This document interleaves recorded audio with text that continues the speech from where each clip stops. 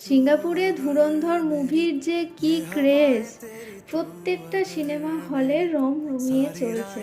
ভেবেছিলাম শনিবার আসবো দেখতে, সেই মতো বৃহস্পতিবার টিকিট কাটতে গিয়ে তো অবাক। শনি রবি সোম প্রত্যেক দিনেরই টিকিট বুকড। শুধুমাত্র শুক্রবার বিকেল 4টের শোতে মাত্র 2টো টিকিট ফাঁকা।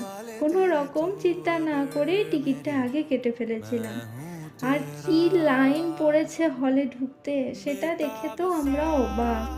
কেননা আগে একবার আমরা একটা সিনেমা দেখতে এসে পুরো সিনেমা হলে মাত্র 4টে মানুষ আমরা সিনেমা দেখেছিলাম।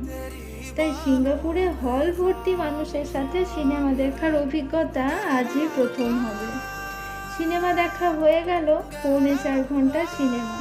তার উপর এখানে হাফ টাইমে কোনো ইন্টারভ্যালও থাকে না। সিনেমার কাহিনী এতটাই টানটান যে হলের একটা মানুষও 5 মিনিটের জন্য বাইরে আসার সুযোগ পায়নি।